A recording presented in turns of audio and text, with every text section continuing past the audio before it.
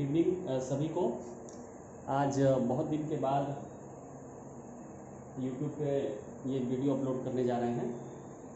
बहुत व्यस्तता थी और काफ़ी समय भी हो गया था, और आज चूँकि टीचर्स डे है और पूरी तरफ कोरोना का कहर चल रहा है, तो आज मन में आया कि क्यों ना कुछ ऐसा किया जाए स्टूडेंट्स के लिए, सोसाइटी के लिए, समाज के लिए। As a contribution of teachers हम क्या दे सकते हैं? ओनली आई कैन और we can give the knowledge. So आज मन में आया कि कुछ ऐसा काम करते हैं जिससे कुछ बच्चों की हेल्प हो जाए, क्योंकि हर तरफ कोचिंग्स बंद है, बच्चे जा नहीं सकते कहीं और कहीं आ नहीं सकते, मिल नहीं सकते किसी से। तो उनकी पढ़ाई में बहुत सारे बच्चे ऐसे हैं जो जिनकी पढ़ाई बहुत डिस्टर्ब हुई है, एडमिशन लेट्स हुए हैं कई जगह पे, कई सारे, हर जगह यही प्रॉब्लम चल रही है और अभी कब तक चलेगी कहा नहीं जा सकता। तो इसलिए हमने ये सोचा है कि अब जब भी टाइम मिले हर संडे फाइनली एक वीडियो अपलोड कर दिया करें, चाहे वो 9th का हो रिगार्डिंग, चाहे 10th का हो। कोशिश करें कि इसमें 11th और 12th के भी कुछ सब्जेक्ट्स को ऐड करें। बट अभी फिलहाल 9th से स्टार्ट करते हैं, क्योंकि 9th एक बेस है और इसमें भी सबसे पहले जो पहला चैप्टर से, क्योंकि बहुत सारे बच्चे ये चैप्टर्स नहीं पढ़े हैं, बहुत सारे स्कूल्स के, बहुत सारे बोर्ड्स के, जनरली हर बोर्ड्स में ये टॉपिक्स होती हैं। तो आज हम रिवीजन स्टार्ट करते हैं नंबर सिस्टम का। ओके, तो अगर आपको अच्छा लगेगा तो आप इससे दूसरों को भी भेजिएगा, बताइएगा। जितने देखिए हमारे पास रिसोर्सेस हैं उनका यूज़ कर सकते हैं, हम बोर्ड दूसरे से मांग के लाए, हम बता दें, और इसी तरह से रिसोर्सेस का यूज़ करके आज, लेकिन बहुत अच्छा लगेगा हमें जब ये वीडियो अपलोड हो जाएगा कि आज के दिन कुछ ऐसा कर सके सोसाइटी के लिए, कंट्रीब्यूशन अपनी तरफ से to the society, to the students. Let's start number system. पहले टॉपिक देखिए आती है इसमें रैशनल नंबर। सबसे पहली जो टॉपिक होती है वो होती है रैशनल नंबर। देखिए रैशनल नंबर होता क्या है? Rational number can be written in the form of p by q where q is not equal to 0 and where p and q both are integer। ये डिफिनेशन आपने पढ़ी हुई है, रटी रटाई definition है, आपको पता है, आपने भी पढ़ी है। लेकिन आज हम आपको बताते हैं शॉर्ट में थोड़ा सा। p by q लिखा जाता है where q is not equal to 0। आपने सोचा है कभी क्यों यही लिखा जाता है q is not equal to 0? हम क्यों नहीं लगते where p is not equal to 0? Because अगर हम यहाँ पे q इक्वल टू 0 हो जाएगा तो ये नंबर अनडिफाइंड हो जाएगा, ये नंबर अनडिफाइंड हो जाएगा। अनडिफाइंड होने का मतलब कि अगर किसी भी नंबर को आप 0 से डिवाइड करेंगे, किसी भी नंबर को अगर आप 0 से डिवाइड करेंगे तो वो डिवाइड नहीं कर सकता। आप कैलकुलेटर में भी यूज़ करके देखिए, आप मोबाइल में भी कैलकुलेटर में यूज़ करके देखिए, अगर किसी भी नंबर को 0 से डिवाइड करेंगे तो लिखिएगा can not be divided. It means यहाँ पे डिफाइन नहीं होता। आप जाके आगे जाएंगे 11th में तो आपको बताया जाएगा कि कितने टाइप्स के ये होते हैं जहाँ पे आप उसका यूज नहीं कर सकते। तो where p and q both are integers, उसके बाद sorry q is not equal to 0, उसके बाद आता है एक condition where p and q both are integers, both are integers. देखिए हम बड़ा बड़ा इसलिए लिख रहे हैं ताकि ये विजिबल हो आपको, क्योंकि अभी पहला एक्सपीरियंस है तो हमें भी उतना बहुत आइडिया नहीं है बोर्ड पे। तो p and q both are integers लिखा हुआ है, p and q both are integers लिखा हुआ है, p and q both are integers। इसका मतलब क्या होता है p and q both are integers का? इसका मतलब ये होता है कि ये देखिए प्लस में भी हो सकते हैं, माइनस भी हो सकते हैं। इंटीजर्स क्या होते हैं? Collections of positive numbers and negative numbers. तो ये p भी पॉजिटिव हो सकता है, q भी पॉजिटिव हो सकता है, p भी नेगेटिव हो सकता है, q भी नेगेटिव हो सकता है। Either one, p positive q negative या q पॉजिटिव p नेगेटिव, ऐसे करके ये हो सकता है रैशनल नंबर। यही है रैशनल नंबर डेफिनेशन।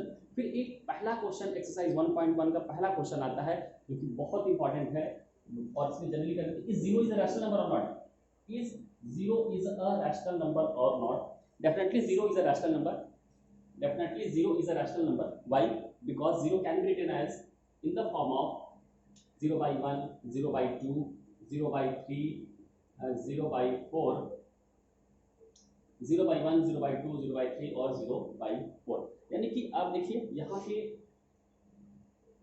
कोई भी नंबर 0 नहीं है, न्यूमरेटर में है, क्योंकि बच्चे डिफिनेशन पढ़ते हैं q is not equal to 0, उनको लगता है कि कहीं भी आ जाएगा तो 0 हम लगा देंगे, नहीं, ओनली फॉर द डिनोमिनेटर। तो यहाँ भी कहीं भी 0 नहीं है और both are integers, so 0 is a rational number. ये याद रखिएगा, 0 इज अ रैशनल नंबर। अब उसके बाद हम आते हैं जो आपके 1.1 की एक्सरसाइज है कि दो नंबर्स के बीच में रैशनल नंबर्स फाइंड आउट करना। सेकंड क्वेश्चन है find the 6 rational number between 3 and 4। Find the 6 rational number between 3 and 4। देखिए ये सारे क्वेश्चंस आपने पढ़े हुए हैं ऑलरेडी क्लास 8 में, नहीं पढ़े होंगे तो यहाँ पे आप इसको अच्छे से हम बता देते हैं।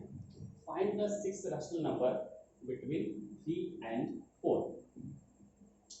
Find the 6 rational number between 3 and 4। Question है फाइंड 6 रैशनल नंबर बिटवीन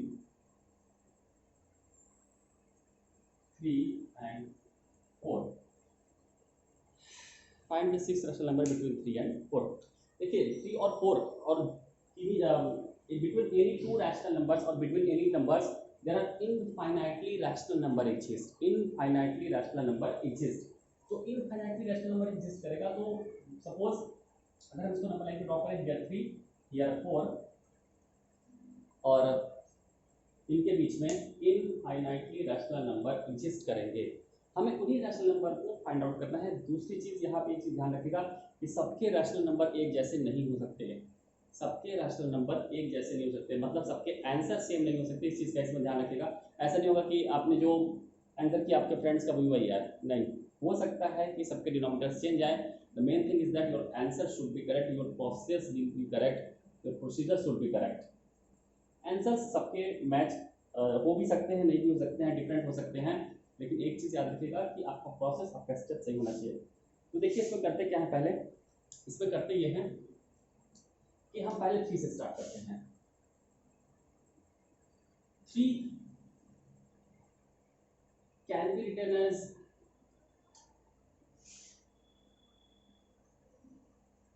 18/6 लिख सकते हैं, लिख सकते हैं। बट देखिए हमको यहाँ पे करना है, हमें कितने रैशनल नंबर फाइंड आउट करने हैं, how many rational number we have to find out, 6। It means जितने रैशनल नंबर हमें फाइंड आउट करने होंगे हम उसमें मिनिमम 1 तो ऐड ही कर देंगे, यानी कि टोटल 7। हम इससे ज़्यादा भी ऐड कर सकते हैं, 1 2 भी ऐड कर सकते हैं, 8 भी कर सकते हैं, 9 भी कर सकते हैं, बट हमारा जो डिनोमिनेटर होगा वो 7 होना चाहिए, मिनिमम 7 या 7 से ग्रेटर, तभी आपके 6 रैशनल नंबर आएंगे। तो सपोज अगर हम यहाँ पे 7 लिख दें, सपोज हमने यहाँ पे 7 लिख दिया, क्यों? Because we have to find out the 6 rational number. जब हमें 6 रैशनल नंबर फाइंड आउट करने हैं तो हमें 1 मिनिमम 1 इंक्रीज करेंगे, मिनिमम 1 इंक्रीज करके ही डिनोमिनेटर को हम पुट करेंगे। हमने 1 पुट कर दिया तो 7 आ जाएगा, या कुछ भी शो नहीं करेंगे, ये हमने आपको सिर्फ बताया है ओरल कैलकुलेशन, तो ये 7 हो गया। अब इसके बाद देखिए अगर ये 7 हो जाएगा तो यहाँ पे नंबर क्या हो सकता है, 21, क्योंकि 21 को 7 से डिवाइड करेंगे, 7 से डिवाइड करेंगे तो आंसर 3 आ जाएगा। 3 = 21/7। ये स्टेटमेंट आप लिखेंगे, we can write down 3 = 21/7 and similarly we can write down 4। अब हम अगर इसी को डिनोमिनेटर को 7 रखेंगे, डिनोमिनेटर को अगर 7 रखेंगे तो देखिए 7 4 क्या हो जाएगा 28। तो आप स्टेटमेंट देखेंगे, हम यहाँ पे स्टेटमेंट आपको नहीं लिख के बोल रहे हैं, सिर्फ आपको बता दे रहे हैं बिकॉज ये एक क्विक रिवीजन चल रहा है, क्विक रिवीजन, ताकि ये आप एग्जाम या कभी भी होगा तो इसको देख सकते हैं। तो 3 हो जाएगा 21/7, late 3 = 21/7 and 4 = 28/7। Then how many rational numbers between 3 and 4, or we can write down 21/7 to 28/7. After 21 you know that the answer will be 22/7, 23/7, 24/7, 25/7, sorry 25/7, 26/7 and 27/7। 1 2 3 4 5 6 आ गए। इसीलिए हमने यहाँ पे 6 को 1 से इंक्रीज कर दिया था। अगर आप सिर्फ 6 वहाँ पे रखेंगे, अगर आप सिर्फ यहाँ पे 6 ऐसे डिनोमिनेटर पुट करेंगे तो आपको 1 कम मिलेगा, यानी कि 1 लेस मिलेगा, यानी कि आपको you will get the total rational number 5। Total rational आपको नंबर कितने मिलेंगे, 5 मिलेंगे। तो ये इसका प्रोसेस है ऐसे क्वेश्चन को सॉल्व करने का जहाँ पे इंटीजर 1 हो डिनोमिनेटर का। ये इस तरह से क्वेश्चन कई सारे एक मेथड होता है। देखिए एक मेथड ये होता है d = x - y वाला, यही मेथड आपको याद रखना है। तो आप इसमें देखिए मेथड से कोई प्रॉब्लम नहीं है, आप किसी भी मेथड से सॉल्व करिए, बट ये भी एक मेथड अच्छा है, आप इससे सॉल्व कर सकते हैं। एक क्वेश्चन इसका डिनोमिनेटर वाला है जिसको हम करा देते हैं, इसमें आपके डिनोमिनेटर है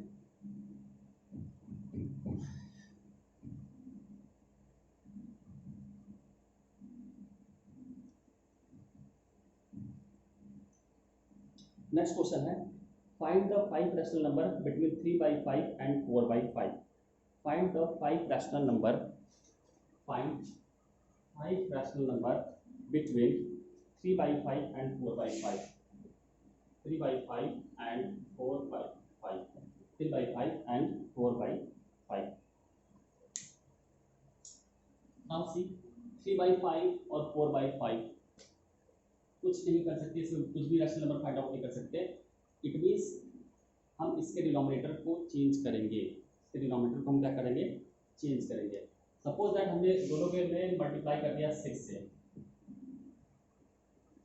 लिखेंगे multiplying with the 6 in the numerator and denominator, both we will get what, get 18/30. 18/30. Similarly, in that number 4/5 into 6 into 6, 24/30. Now दोनों के डिनोमिनेटर सेम हो गए. डिनोमिनेटर देखिए यहाँ पे भी सेम थे, बट 3/5 के बाद जस्ट 4/5 आता है. इट मीन्स उनके बीच में कोई भी रैशनल नंबर आप फाइंड आउट उस तरह से नहीं कर सकते हैं. अब यहाँ पे आप कर सकते हैं, अब यहाँ पे आप रैशनल नंबर फाइंड आउट कर सकते हैं. तो कितने नंबर हो जाएंगे, चला के देखते हैं. 18/30 के बाद 19/30, 20/30, 21/30, 21/30, 22/30, 23/30, 3, 4, 5, 6 आ गए. ज़्यादा निकाल सकते हैं, कम नहीं निकाल सकते, ज़्यादा निकाल सकते हैं, कोई प्रॉब्लम नहीं है. और अगर आपको और भी निकालने हैं तो आप 5 से मल्टीप्लाई कर दीजिए. उसमें हमने एक एवरेज लेके चला था, 5 निकालने थे, ये 6 आ गया. आप 5 से मल्टीप्लाई कर दीजिए. ठीक है, तो ऐसे इस क्वेश्चन को सॉल्व करते हैं. देखिए 5 वाला भी दिखा देते हैं आपको. अगर आप 5 से मल्टीप्लाई करते हैं तो क्या होगा,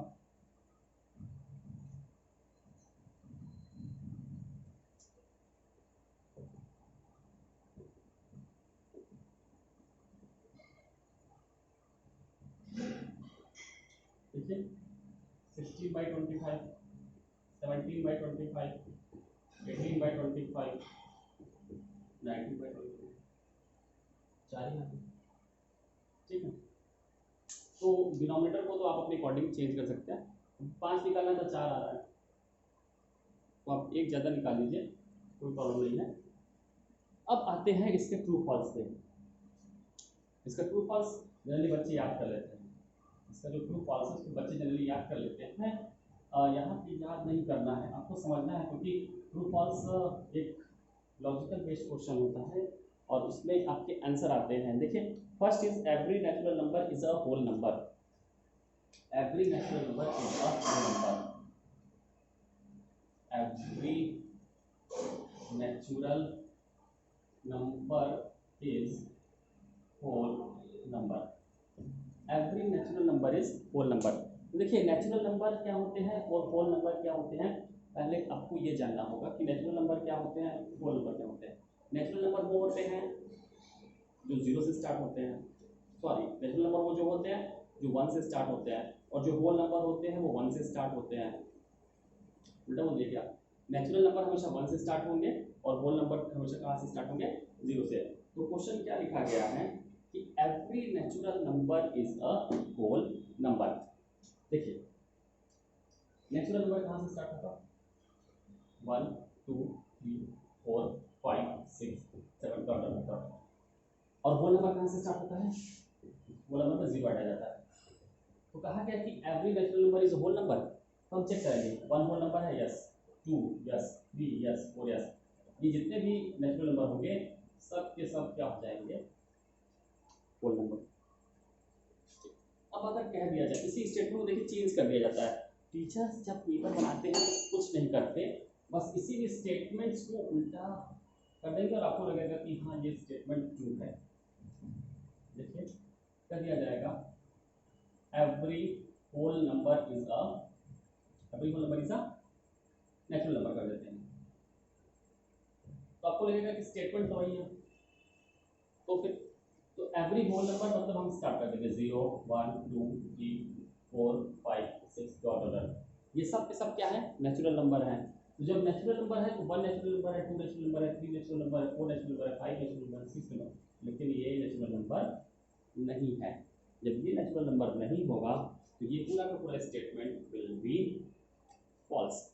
ये स्टेटमेंट क्या हो जाएगा? फॉल्स हो जाएगा। तो ये स्टेटमेंट फॉल्स हो जाएगा। नेक्स्ट है every integer is a whole number. Every integer is a whole number. देखिए every integer is a whole number. Integer तो पॉजिटिव भी होते हैं, इंटीजर तो निगेटिव भी होते हैं। इंटीजर क्या होते हैं? पॉजिटिव भी होते हैं, और इंटीजर क्या होते हैं? निगेटिव भी होते हैं।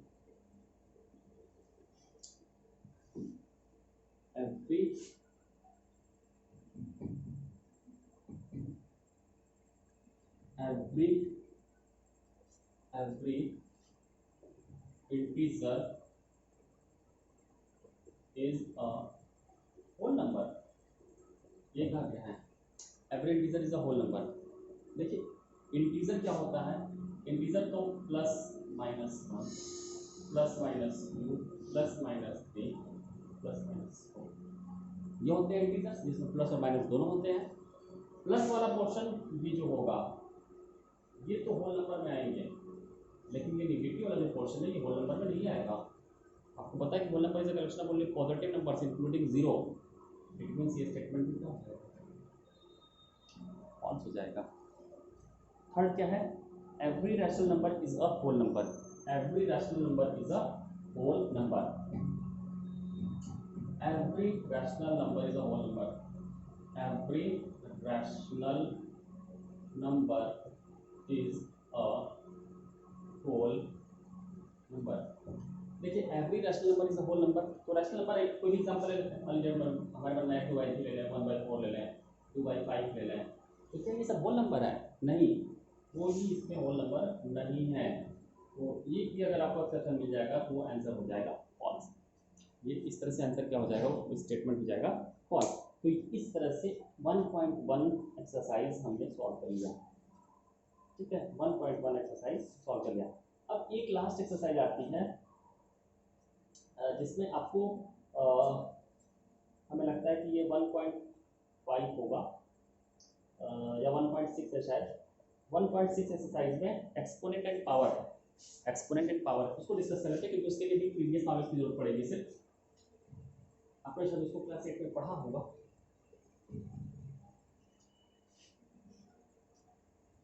जैसे हम एग्जांपल से सॉल्व करते हैं। Rule x to the power 5 है, x टू द पावर 7 है। आंसर क्या आएगा? आपको पता है एक्सपोनेंट एंड पावर में जो मल्टीप्लिकेशन होती है उसमें पावर्स ऐड हो जाते हैं। मल्टीप्लिकेशन में पावर ऐड हो जाती है, तो ये x भी होगा और पावर हो जाएगी 5 + 7, यानी कि 5 + 7 कितना आ जाएगा? x to the power 12। एक और एग्जांपल लेते हैं। x to the power 2 into x to the power 5 direct आ जाएगा x to the power 7। x to the power 8 x to the power 2 x to the power 10। तो ये चीज़ है पहला रूल एक्सपोनेंट एंड पावर का। नेक्स्ट आते हैं सेकंड रूल पे, जो कि डिवीजन के लिए अप्लाई होता है। डिवीजन के लिए अप्लाई होने का मतलब देखिए, अगर हम इसी को चेंज कर दें x to the power 8 upon x to the power 2। देखिए जो डिवीजन होता है, डिवीजन में जो पावर होती है वो सब्ट्रैक्ट हो जाती है। डिवीजन में पावर क्या हो जाती है? सब्ट्रैक्ट हो जाती है। तो ये x की power 8 minus 2 x to the power 6, then x to the power 2 upon x है अगर, या x टू द पावर 5 ही समझ लीजिए अब यहाँ पे। तो पावर सब्ट्रैक्ट होगी तो पावर एज यूजुअल सब्ट्रैक्ट होगी, कोई प्रॉब्लम नहीं है कि माइनस है प्लस है। It will be x to the power -3, x to the power -3। Third एक है इसका rule, power to the power will be always multiplied. देखिए x टू पावर 2, अब इस टू द पावर 2, ये पावर था x² एक पावर है, फिर उसके पावर 5 हो गया, तो ये हो जाएगा x to power to power क्या हो जाएगा? 10 हो जाएगा। एक और एग्जांपल करते हैं। x to power 6 to the power 2 आ जाएगा answer x to the power 12, ये हो जाएगा answer x to the power 12। ये हो गया पावर टू द पावर। अब कुछ इसके एक्सरसाइज के क्वेश्चंस कर ले आपके एनसीईआरटी बुक्स के।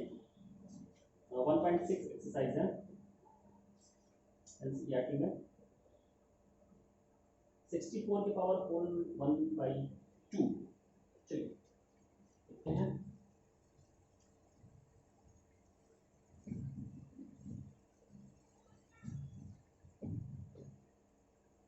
Sixty four to the power 1/2 ऐसे लिखा हुआ। देखिए अब यहाँ पे होता क्या है कि पावर अगर देखिए 1/2 है तो हम पहले 64 का फैक्टराइजेशन करते हैं। हमारे पास ये कॉन्सेप्ट होना चाहिए हमारे माइंड में कि हम करना क्या है।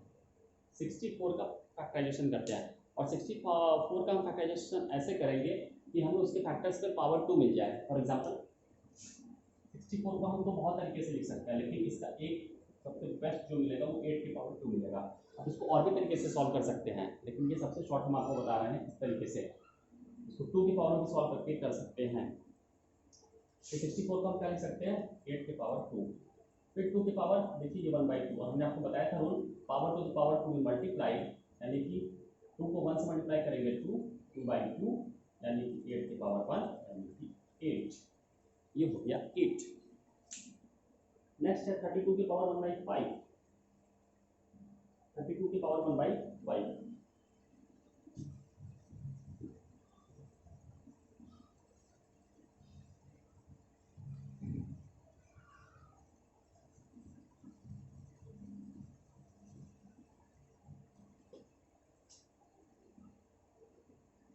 32 की पावर 1/5। हमने यहाँ पे वही रूल बताया आपसे कि 32 की पावर 1/5, इसका मतलब ये हुआ कि अब हम 32 का फैक्टराइजेशन ऐसे करेंगे कि हमें पावर 5 मिले, हमारी प्रायोरिटी वही होगी।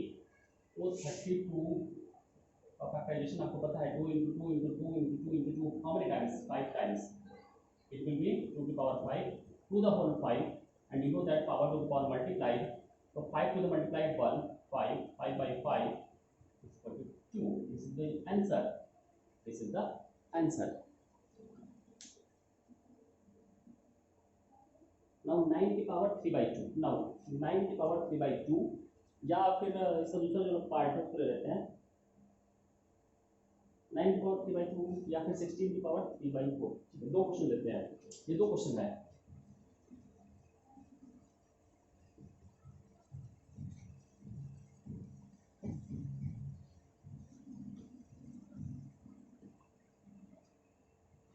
नाइन टू द पावर 3/2, 9 का तो एक ही फैक्टर आपको मिलेगा यहाँ पे 3 3 9, तो हम यहाँ पे लिख सकते हैं 3 टू द पावर 2।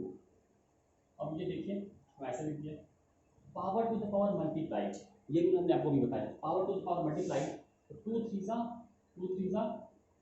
6 6/2 यानी कि 3 टू द पावर 6, 2 से 3 कट गया तो यहाँ 3 आ गया, 3 3 9 3 27, ये हो जाएगा इसका आंसर,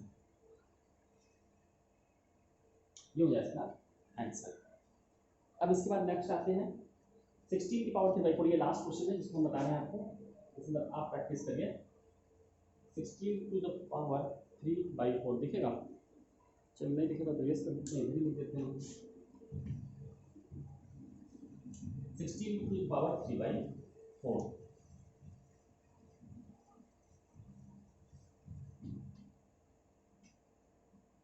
टू द पावर 3/4, यहाँ पे भी हम अब 2 के फैक्टर्स को ब्रैक कर सकते हैं। देखिए डिनोमिनेटर हमने अभी आपको बताया था रूल, डिनोमिनेटर के फॉर्म में ब्रैक करिए, तो हमें लगता है कि आप ऐसे ब्रैक करेंगे तो ज़्यादा इजी होगा। 2 to the 4 to the 6 to the 16, 4 के स्क्वायर भी लिख सकते हैं, उस तरह से भी आंसर आएगा, आंसर में कोई प्रॉब्लम नहीं है, बट ऐसे आपका इजीएस्ट वे में हो जाएगा। 2 की पावर 4 लिख दिए और ये देखिए 3/4, ठीक है। ये 4 से 4 कैंसिल हो जाएगा, पावर टू द पावर आपको पता है मल्टीप्लाई होगा, तो 4 3 12 करके भी कर सकते हैं और ऐसे भी कर सकते हैं 2 3 8। अच्छा ठीक है, उस तरह से भी बता दें आपको एक बार से, ताकि आपको लगे कि आंसर डिफरेंट तो नहीं होगा। देखिए अगर हम 4 स्क्वायर लिख दें, अगर इसको 16 को हम लिखते हैं अगर 4 का स्क्वायर और फिर 3 टू द पावर 4। तो देखिए प्रॉब्लम्स क्या आएंगी आपको, ये कैंसिल होगा, 2 आया, फिर क्या बचा 4 की पावर 3/2। अब हमें फिर से 4 को ब्रैकेट करना पड़ेगा, तो हम लिखेंगे 2 की पावर 2 और फिर होल टू द पावर 3/2, फिर ये कैंसिल होगा, फिर 2 की पावर 3 यानी कि आंसर 8। इसलिए हमने आपको वो रूल बताया, ठीक है। तो ये 1.1 और 1.6 एक्सरसाइज आपकी ये दोनों हमें लगता है कि अब आप कंप्लीट कर लेंगे। 1.1 तो सारे हो गए, ट्रू फॉल्स सब कुछ। 1.6 में कुछ ही क्वेश्चन नीचे वाले बचेंगे। इसमें बड़ा एक रूल अच्छा शायद एक बच गया है। देखिए वो रूल क्या है, लास्ट वाला क्वेश्चन अप्लाई होता है कि एक 7 टू द हाफ है, एनसीईआरटी का क्वेश्चन है, लास्ट में सबसे लास्ट में है 1.6 एक्सरसाइज का, 7 की पावर हाफ इंटू 8 की पावर हाफ। ऐसा अभी तक वो रूल आपने पढ़ा नहीं था, उसको देख लीजिए। Base are different but powers are same. Base are different बस पावर आर सेम। तो इन दैट कंडीशन बीच में इनटू साइन है, 8 7 जा 56, हम सिर्फ मल्टीप्लाई कर देंगे डायरेक्ट। अभी वो जो रूल आपने पढ़ा था उसमें बेस सेम हुआ करते थे और पावर्स को ऐड करते थे, यहाँ पे बीच में इनटू भी साइन है और पावर भी सेम है लेकिन बेस डिफरेंट है, तो डायरेक्ट हम क्या कर देंगे 8 7 जा 56 का पावर होल 1/2। ये 1.1 1.6 एक्सरसाइज, ये दो एक्सरसाइज हमने आज आपको पढ़ा दिया। रिवीजन है, बहुत सारे स्कूल्स में एग्जाम होने वाले हैं इस मंथ में, सितंबर में, तो उनके लिए भी एक रिवीजन होगा। अगर उन्होंने नहीं पढ़ा है तो पहली बार पढ़ेंगे तो कुछ क्वेश्चन शायद उन्हें समझ में आ जाए। फिर अभी जब हमें नेक्स्ट टाइम मिलेगा तो हम आपको जो इसका रैशनलाइजेशन है बहुत इंपॉर्टेंट है, उसके कुछ क्वेश्चन हम आर एस अग्रवाल के भी आपको कराएंगे, रैशनलाइजेशन जो चैप्टर्स है, ठीक है। Okay, thank you.